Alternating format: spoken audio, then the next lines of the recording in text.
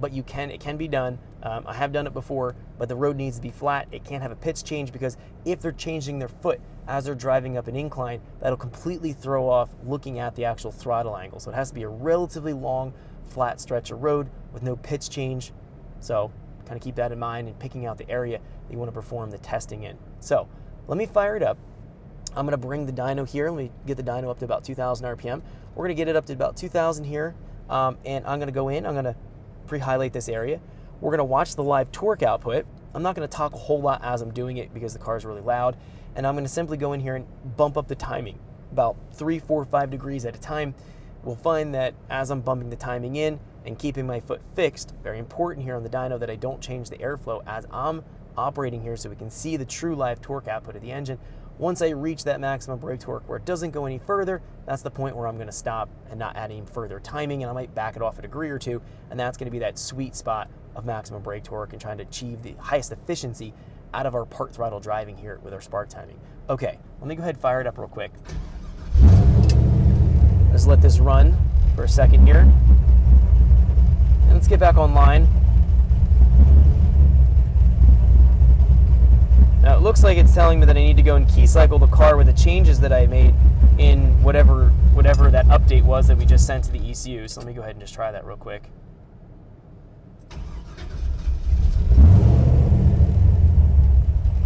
Let's get back online here. Well, coolant temp looks good. I'm going to throw my headphones on and simply start to drive it. Again, I'm going to get my foot fixed so it's not moving around, and I'm going to just simply feed that timing in slowly, a couple degrees at a time, and watch that live torque output with my foot not moving. You can actually keep track of what my foot is doing here, looking at the throttle position. Try to keep that as steady as possible here on the dyno. Let's go ahead and try this real quick. So I'm going to highlight the area at roughly 2,000. Highlight this whole range. I don't know where I'm going to fall in line with the vacuum here, but wherever I end up in this load range at 2,000, I'm going to make my adjustments there. Let me go ahead and put it into gear. Let's try it real quick.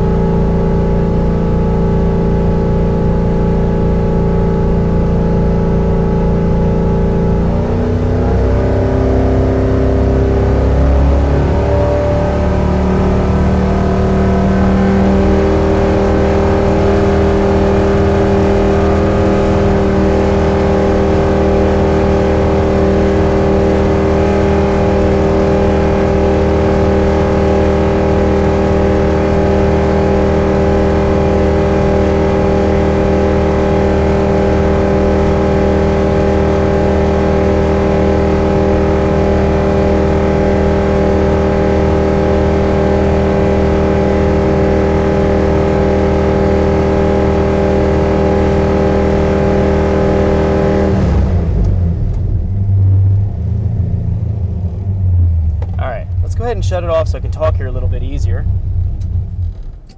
So we can see as I was adding the timing in, the live torque output on the dyno was showing further and further gains up to a certain point where as I added it in, it really didn't show a large jump The first initial couple degrees that I added in, probably 8-10 degrees more timing, it really had large jumps. And then it got to that point where it's minimal differences. That's the point at where we're reaching maximum brake torque. So in the situation with maximum brake torque, we're adding the timing in until that point where it essentially is having the peak cylinder pressure. Thanks for checking out our teaser clip. If you want to see the rest of this video and more than 500 hours of current EFI training we have to offer, make sure you click right here. If you want to go and check out more teaser clips from this training course, click here. And you don't want to miss any of the videos we're going to be releasing on this channel, so make sure you subscribe and click here. Thanks for watching, and I'll see you guys later.